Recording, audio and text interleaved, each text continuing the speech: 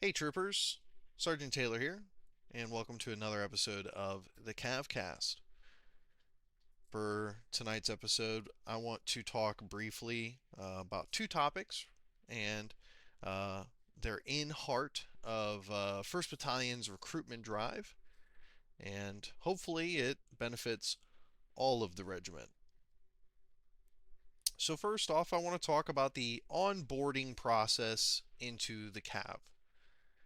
I think it's a really easy process, and I think that it can scare some newcomers from joining because of the potential commitment. And I think if truly people from outside the CAV, from outside the community, hear it from someone who is not CAV-ifying things, I want to talk in very real speak to gamers. So I want to gamify the process of joining the CAV and truly explain in a very simple way how simple it is. And then once we're done with that, I want to talk about the section leader's perspective, that role, the importance of that role. Uh, but before we do, I want to give you guys an opportunity. This is going to be a future opportunity for all viewers of the CavCast. You can go ahead and leave voice memos, DMs, comments on the CavCast episodes themselves. I'll read them all, I'll save them all, and we will get to your questions, your comments, um, your want for advice. We're all here to better ourselves, to become really awesome gamers. And if I can give a shred of wisdom to a young man, a young gamer, then I will. So now that that's out of the way, let's go ahead and get into the onboarding process into the CAV, what it's like, what you're going to see, what you're going to experience, and then what is expected of you once you're in the community. So, first and foremost, in order to get into the 7th Cavalry Gaming Regiment, you have to go to 7cav.us/enlist. File out that application, be 100% accurate. That way, we have all your information. We got all your gamer tags and your Steam IDs and all your stuff that we need to ensure that it's you, right? That's the big one. So, file out that paperwork. You will see what's called a welcome letter. This welcome letter can take up to a week to come to you. Typically, it doesn't. Typically, it'll come to you within a day, maybe two, but just watch the website. You will eventually get a private message on the website from a recruiter. This is your welcome letter. Your welcome letter will eventually lead to an interview in which it will cover the rules of the community and ensure that you can abide by them and you understand them in the fullest. They're all really easy. Most of it's just don't be a jerk. But some of it is also like you're representing the CAV when you're out there, so don't be a jerk. That's really it. And then once you get through that interview process, you'll be sent off to a drill instructor in which he will um, one of the funnest traditions in my opinion will send you through boot camp. It's really simple. Boot camp's not hard. I believe there's a quiz in there somewhere, and then um, I I can't tell you what's in the new boot camps because I've never participated in them, but I can tell you what was in my boot camp, and so I will. So the Arma 2 boot camp consisted of a obstacle course, buddy team bounding, a range, and lots and lots of explosives, enough to crash the server. So not in that order, and not that I might be leaving one or two things out, but in all, it was a fun, dorky experience. Something that I actually very fondly remember, but I'll save the full story for another episode. And I think that it's it's a rite of passage. If you can survive that dorky experience and come out of it and still want to play with this community, I think you're right for the CAV. Now, once you're out of boot camp, there's only two things that are required of you as a trooper, right? There's two things, and they're super easy and they're super simple to do. The first one is sign roll call. Now, your section leader will explain to this in greater detail than I will, but I'll explain it. Roll call is just a forum post on the website in which your section leader and your section mates all agree to this little newsletter that pops up every week at the same time. It's typically a Saturday, sometimes a Friday. And you just let your section know whether or not you'll be at practice. It's that simple. It's a little newsletter. It's got all the information that's pertinent to you, any operations coming up, any classes coming up, and uh, any roster changes, any COC changes, and that's it.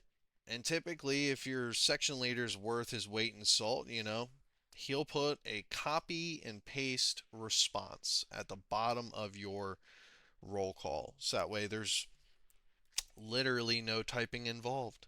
It's the easiest process to reply to. It takes less than 5 minutes to read unless you're slow like me, and then it takes even less time to copy and paste your response. The second thing that's required of you is to show up to practice. Now, practice is not what you might think of when you hear practice. It's not, practicing formations for an hour. It's not practicing uh, battle drills for an hour. It's typically playing the game. Think of your section practice time as your 1 hour of uninterrupted gaming. But not just gaming, anyone can game for an hour. It's gaming with the same group of people every week. And you focus on your strengths and your weaknesses as that group, and you play in your desired play style. So some of us in 1st Battalion, the Arma AO, right? Some of us play in Alpha Company with aviation. Some of us play in Bravo troop. I don't want to call us a company because we're a freaking troop. Um, with heavy vehicles, we got strikers and stuff with big cannons, dunk, dunk, dunk, dunk. And then some of the Charlie guys, the dudes that jump out of perfectly good airplanes for no reason other than to fall through the sky and then do some really cool stuff on the ground. So that's it. I mean, those are your desired play styles. I know Hell Let Loose, the 2nd Battalion guys, they go all out and they have a bunch of different play styles, and that's what you do. So that's how I think about it. It's my 1 hour to play a milsim game with the same guys every week, and we get better every week. And then we get newcomers, and they throw a little monkey wrench in, and then we get them in tip-top shape, and then we're a bigger, stronger unit, and we just keep growing and having more fun and getting more guys and having more fun. And then typically your company level staff will devise some sort of large training goal for the month, and then at the end of pretty much every month you will do a large training exercise, which is just an operation. We just call it training exercises, but it's an operation. It's a big mission that we all get on and we all have fun and we all play the little cog in the machine that kicks some ass. And it's super fun. So, uh, that's what the onboarding process genuinely is like, and if you feel like the CAV is a chore, I mean, then that just means you didn't do your due diligence to ensure that you're maximizing your fun. And there's ways to maximize it. I'll leave it for another video, but there are ways to maximize your time within the CAV and have the most amount of fun. And that's simply, in my opinion, by finding the desired play time, whether that's on the weekend or the weekday, and then you pick a desired play style. If you want to be light infantry, go for a light infantry role. Don't pick aviation if you don't like flying helicopters. Don't pick mechanized infantry if you don't like riding in the back of a truck every now and again.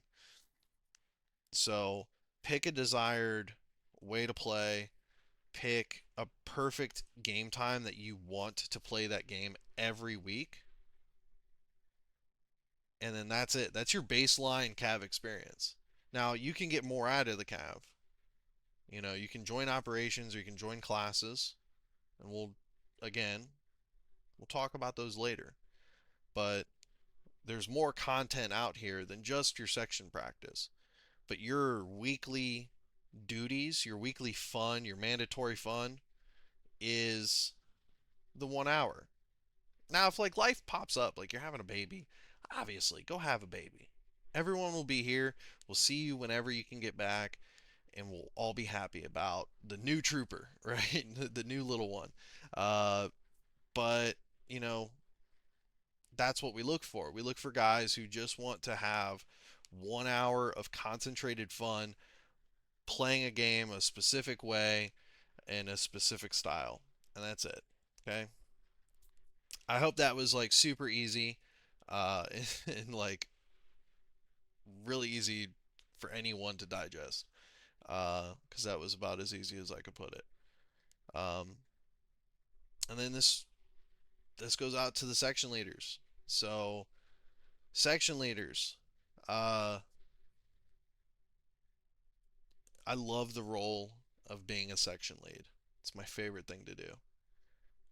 Section leading is content creation because you are in the trenches with your dudes every week, coming up with working with platoon staff, working with company staff, establishing training goals, establishing things to work on, and then building scenarios based on that feedback, based on those highs and lows in the gameplay, and then you just build scenarios so that way your troopers can do better. The tools on the Arma side of the house have never been easier. Uh, Having spent some time with Ready or Not in the starter platoon for that, uh, it really stretched out um, my ability as a section leader, but it challenged it. But I got some really good content out of it for people. We had a lot of fun playing Ready or Not.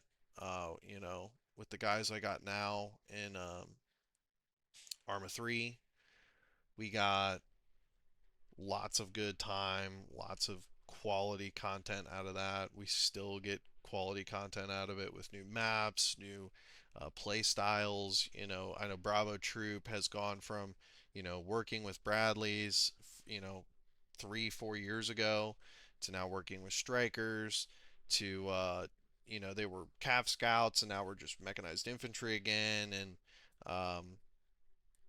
still, we're seeking out a lot of fun within the CAV and within the at the section leader level.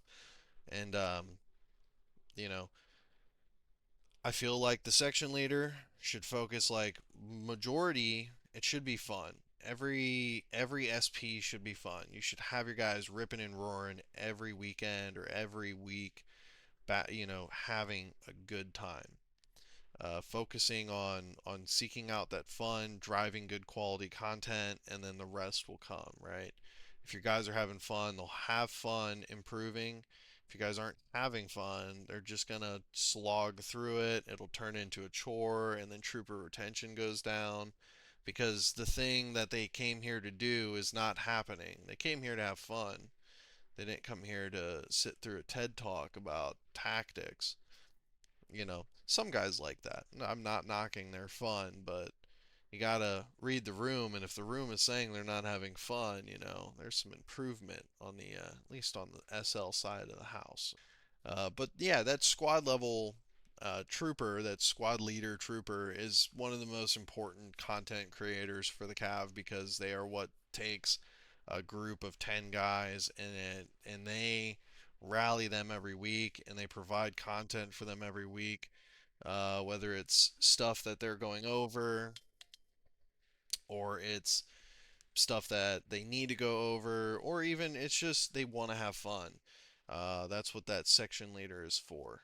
So, uh, that's really it for me for this episode. I really appreciate you guys hanging in there. I know this was a solo. Hopefully, it wasn't a slugger. Hopefully, it didn't bore you to tears, and I gave some good, insightful wisdom to you guys. Um, Hopefully, to any of you guys who are looking into joining the CAV, I really simplified the process, and hopefully I made it more enticing, and at least let you understand that, like, we're not just rank and file type people. We're normal folks. We just want to have fun, um, and we want you here. We want more people in the CAV because more people means more fun, and um, the dog and pony show. It's just a way of organization. Is all it is. At the end of the day, we're all normal, just nerds. So, all right. I really hope you guys enjoyed this episode. I enjoyed recording it for you guys. And don't forget, leave your comments, leave your voice memos, leave your DMs. I'd love to hear from you guys. And we'll talk soon. Take care, troopers.